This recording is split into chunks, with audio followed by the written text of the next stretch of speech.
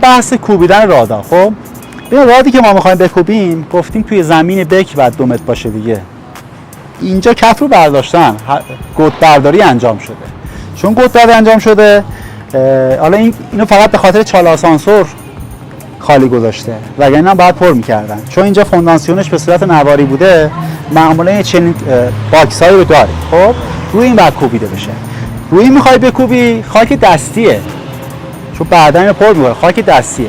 بنابراین باید شما 2 تا میله رو بزنید که سوای اون، مثلا شما فرض کن این الان تقریبا 1.5 متره. خب 1.5 متر خاک دستیه.